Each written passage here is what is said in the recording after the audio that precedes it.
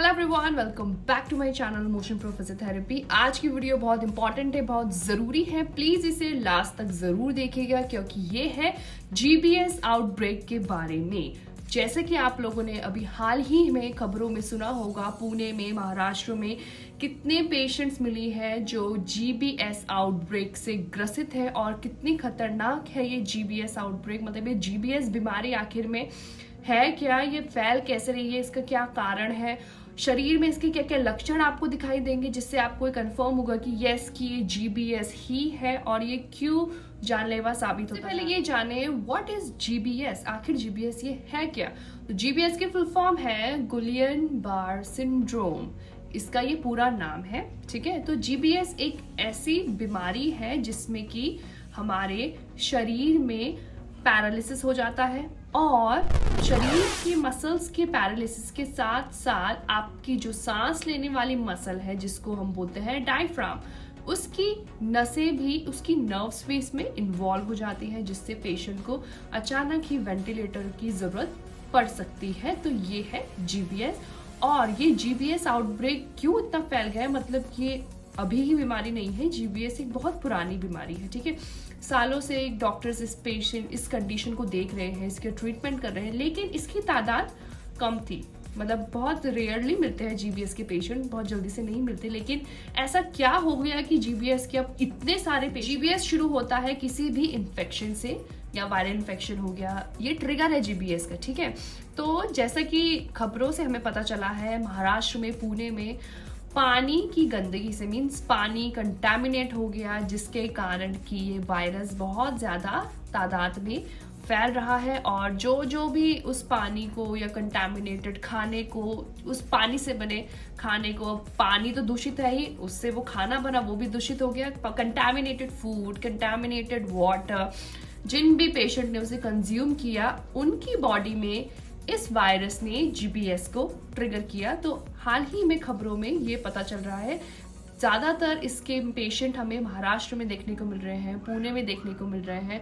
तो इस वजह से जीबीएस बहुत ज़्यादा लगातार बढ़ रहा है। अब आइए अच्छे से जानने की जीबीएस असल में क्या है। तो आइए अब अच्छे से मैं आपको समझाती हूँ कि आसान शब्दों में व्हाट इज जीबीएस। तो जीबीएस एक ऐसी बीमारी है जिसमें कि हमारी बॉडी का इम्यून सिस्टम हमारे ही सेल्स को डैमेज करता है। फॉर एग्जाम्पल, जब भी हमें कभी इन्फेक्शन होता है या कोई भी इन्फेक्शन हमें हुआ, ठीक है, तो हमारी बॉडीज उसके अगेंस्ट एंटीबॉडीज बनाती है जो कि उस वायरस से लड़ती है और उसको न्यूट्रलाइज कर देती है। ये नॉर्मल मैकेनिज्म है। ठीक है, लेकिन कभी कभी किसी कारणवश हमारी बॉडी कंफ्यूज हो जाती है, तो कंफ्यूज होने के कारण वो वायरस के साथ साथ हमारी बॉडी के अपने सेल्स को ही नष्ट करने लगती है या डैमेज करने लगती है। यही जीबीएस में होता है। तो जीबीएस में क्या हो रहा है कि हमारी बॉडी में जो नर्व्स है, मींस नसें हैं, जैसे आप इस पिक्चर में देख सकते हैं, उसके बाहर एक शीथ होती है जिसको बोलते हैं माइलिन शीथ। तो माइलिन शीथ असल में क्या है, माइलिन शीथ एक कवर है। जैसे कि नोटबुक के ऊपर आप कवर चढ़ाते हैं, वैसे नर्व्स के ऊपर की जो कवर है उसको बोलते हैं माइलिन शीथ। तो माइलिन शीथ का काम क्या है कि नर्व्स में कंडक्शन होता है, मीन्स कितनी तेज रफ्तार में इंपल्सेस जा रही है, तो माइलिन शीथ उस रफ्तार को और भी तेज कर देता है। तो जीबीएस में क्या हो रहा है कि हमारी बॉडी में, हमारी ही बॉडी के सेल्स वायरस के साथ साथ उस माइलिन शीथ को भी खाने लगते हैं, नष्ट करने लगते हैं, जिससे कि नर्व में जो इम्पल्सेस है, मीन्स जो तरंगे हैं जिससे हमारे हाथ पैरों की मूवमेंट हो रही है, वो काम करनी बंद हो जाती है। क्योंकि जब माइलिन शीथ ही डैमेज हो गई तो वो आगे नस को कंडक्ट नहीं करने देगी। जैसे कि एक तार है, उसके ऊपर एक आपने ऐसी कवर चढ़ा दी है जिससे कि उस तार से करंट बहुत तेजी से फैलता है। ठीक है, लेकिन अब वो कवर ही डैमेज हो गया तो वो करंट ही नहीं फैलेगा। तो सेम मैकेनिज्म हमारी बॉडी में जीबीएस में हो रहा है। माइलिन शीथ के डैमेज हो जाने के कारण आगे जब इम्पल्सेस नहीं जा पाती तो बॉडी के हमारी मसल्स पैरालाइज्ड होनी धीरे धीरे शुरू हो जाती है। और जीबीएस में आप हमेशा जब भी देखोगे तो आपको असेंडिंग पैरालिसिस मिलेगा। अब आप सोच रहे होंगे क्या है असेंडिंग का, मीन्स नीचे से ऊपर की तरफ बढ़ना। ठीक है, मीन्स बढ़ रहा है वो। तो सबसे पहले ये आपकी लंबी नसों को अटैक करता है। तो लंबी नसें कौन सी है आपकी बॉडी में? आप लंबी लंबी नर्व्स है, हमारे पैरों की नर्व्स जो बहुत लंबी है, और हमारे डायफ्राम की नर्व, जो कि मैंने आपको बताया, डायफ्राम एक हमारी ऐसी मसल है जो हमें सांस लेने में बहुत ज्यादा हेल्प करती है। तो उसको भी जो नर्व सप्लाई हो रही है उसको बोलते हैं हम फ्रेनिक नर्व। तो ये दो नर्व्स और जितनी भी बॉडी की लॉन्ग नर्व्स है उनको ये अफेक्ट करती है। तो पैरालिसिस आपको कैसे देखने को मिलेगा, आइए वो जाने। तो आपको किस प्रकार इसके लक्षण दिखाई देंगे? सबसे पहला तो आपको आपके हाथों में, पैरों में सुई के चुभने जैसा फील होगा, जैसे कि टिंगलिंग, जैसे कभी कभी हमारा पैर सो जाता है तो कैसे हमें सुइयां जैसे चुभती है, वैसे ही आपको सबसे पहले इसका लक्षण वो देखने को मिलेगा, जो कि है pins and needle sensation in your legs, toes, hands. ठीक है, तो सबसे पहला लक्षण ये है। सेकेंड, झंझनाहट के बाद अब आपको कमजोरी महसूस होनी शुरू होगी। मीन्स आप ये फील करोगे कि आप अपने पैरों को, जैसे आप में ताकत नहीं है उस तरह से आपको फील होना शुरू होगा। जैसे कि जब आप चप्पल पहन रहे हो तो आप चप्पल नहीं पहन पा रहे हो, आप हाथों से कोई चीज को लिफ्ट नहीं कर पा रहे हो, तो इस तरह से आपको वीकनेस देखने को मिलेगी। आप सीढ़ियां नहीं चढ़ पा रहे हो, ये है इसका दूसरा लक्षण।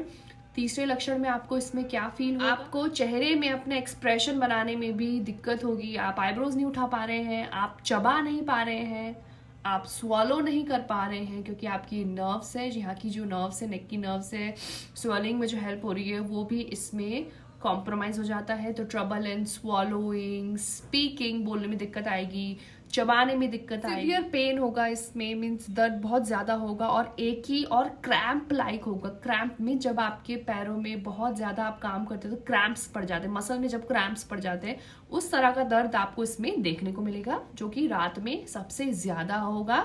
यूरिनरी, ब्लैडर और बोवल कंट्रोल, जिसका मतलब है कि टॉयलेट को आप कंट्रोल नहीं कर पाएंगे, यूरिन को कंट्रोल नहीं कर पाएंगे और अपने ब्लैडर को कंट्रोल नहीं कर पाएंगे। रैपिड हार्ट बीट, दिल की धड़कन बहुत ज्यादा तेज हो जाएगी। ब्लड प्रेशर या तो बहुत ज्यादा लो हो जाएगा या बहुत ज्यादा हाई हो जाएगा। लास्ट सिम्टम है वो है, इसका जो लास्ट सिम्टम है वो है सांस लेने में दिक्कत होना, क्योंकि अगर आपकी डायफ्राम मसल इन्वॉल्व हो गई तो सांस बिल्कुल भी पेशेंट नहीं ले पाता है, जिसमें पेशेंट को इमीडिएट वेंटिलेटर सपोर्ट की जरूरत पड़ती है।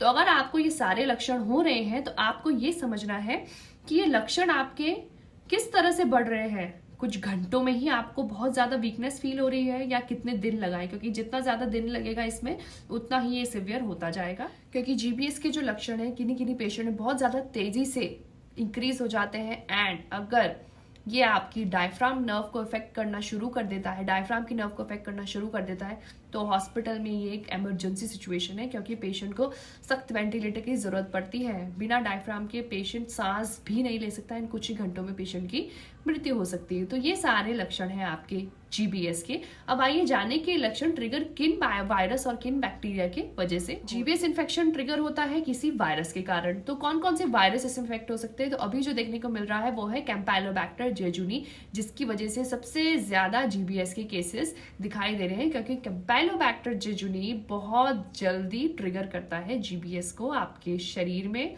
और जीका वायरस की वजह से भी हो सकता है, कोविड-19 का जो वायरस है उसकी वजह से भी जीबीएस ट्रिगर हो सकता है। तो जब अब आप डॉक्टर के पास जाएंगे तो डॉक्टर साहब से क्या क्या सवाल पूछेंगे कि कहीं आपको डायरिया तो नहीं हुआ था, रीसेंट डायरिया, रीसेंट खांसी जुकाम, पेट में कोई इन्फेक्शन, क्योंकि जीबीएस का वैसे तो कॉज अननोन है, लेकिन इसका जो ट्रिगर होता है वो होता है वायरस।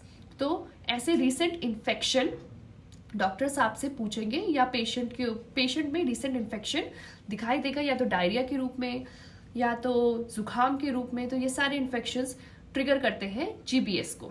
अब इसका जानते हैं कि इसका टाइम कितना लेता है ये। तो इन्फेक्शन के 2 हफ्ते तक तो इसका सिम्टम पिक में रहता है, मीन्स बहुत ज़्यादा पेशेंट सिवियर कंडीशन में होता है या तो वेंटिलेटर के अंडर सपोर्ट में होता है, लेकिन इससे घबराने की कोई ज़रूरत नहीं है, क्योंकि अगर किसी पेशेंट को जीबीएस ट्रिगर हुआ है तो मेजॉरिटी ऑफ द केसेस में पेशेंट की स्पीडी रिकवरी होती है, मीन्स बहुत जल्दी रिकवरी होती है मेडिसिन के थ्रू, और बहुत जल्दी पेशेंट वेंटिलेटर से भी बाहर आ जाते हैं, एंड कुछ टाइम तक तो बहुत ज़्यादा कमज़ोरी रहती है, लेकिन बाद में पेशेंट वापस नॉर्मल हो जाते हैं। तो ये इसका एक अच्छा साइन है कि GBS की रिकवरी बहुत ज़्यादा अच्छी है। लेकिन किन्हीं पेशेंट में जिनके इम्यून सिस्टम कॉम्प्रोमाइज्ड है, उनके लिए थोड़ा ये खतरनाक हो सकता है। लेकिन GBS की जो रिकवरी है वो वापस हो जाती है, पेशेंट आराम से इसमें ठीक हो जाते हैं। तो जो GBS है इसके लिए डॉक्टर्स क्या डायग्नोस करेंगे, आपका रिसेंट ब्लड टेस्ट लेंगे और भी बहुत सारी नर्व्स की स्टडीज़ है वो सब आपकी बॉडी में रन करेंगे, जिससे पता चलेगा किस वायरस की वजह से ये कॉज हुआ है। तो अब जैसे कि मैंने आपको बताया कि GBS एक ऐसी कंडीशन है, इसके सारे लक्षण हैं, कैसे आपको पता चलेगा कि आपको GBS है कि नहीं। तो ये सब जानकारी थी GBS के बारे में। अब आप जान गए होंगे कि GBS है क्या। वैसे तो GBS के जो लक्षण है वो ऐसे दिखाई देते हैं कि मतलब बहुत मुश्किल लगता है इसमें जान का बचना, लेकिन GBS जो है अगर सही समय पे सही ट्रीटमेंट अगर पेशेंट को मिल गया तो वापस से पेशेंट कंप्लीटली ठीक हो जाते हैं। इसमें ऐसी कोई घबराने की भी बात नहीं है, लेकिन आप सबको इससे बचाव करना बेहद ज़रूरी है। तो प्रिवेंशन के लिए आप क्या कर सकते हैं, कोई भी पानी, अगर आप उस एरिया के आसपास रह रहे हैं जहाँ पे कंटामिनेशन हो रखा है, मतलब महाराष्ट्र पुणे में जब ज़्यादा देखने को मिल रहा है ये GBS, तो पानी को उबाल के पिए। रॉ मीट अगर आप कहीं से लेके आ रहे हैं तो उसको अच्छे से पकाइए, ठीक है। और रॉ मीट अगर आप अपने घर पे रख रहे हैं तो ऐसी जगह पे रखिए जहाँ पे उसमें इन्फेक्शन के चांसेस ना हो। बस इन्हीं छोटी मोटी चीज़ों से, हाइजीन, सैनिटेशन से आप GBS को मात दे सकते हैं। लेकिन इन सबको बचाव करने के लिए आपको कुछ स्टेप्स ज़रूर उठाने पड़ेंगे, जैसे कि पानी को बॉईल करना और भी चीज़ें। ये कुछ प्रिवेंशन के टिप्स हैं जो कि आपको फॉलो करने हैं। और आज की वीडियो के लिए इतना ही। आई होप आपको मेरा वीडियो इन्फॉर्मेटिव लगा होगा, और अगर आपको मेरा वीडियो पसंद आया तो please do like, share and subscribe motion pro physiotherapy. Next video में मैं लेके आऊँगी कि अगर GBS पेशेंट को हो गया है उसके बाद होती है बहुत ज़्यादा सीरियस वीकनेस एंड बहुत थकान सी पेशेंट को महसूस होती है, तो क्या फिजियोथेरेपी मैनेजमेंट हम पेशेंट को दे सकते हैं जिससे कि पेशेंट की रिकवरी और भी ज़्यादा स्पीडी हो। तो मिलते हैं मेरी नेक्स्ट वीडियो में, तब तक के लिए stay safe and good bye, have a great day had.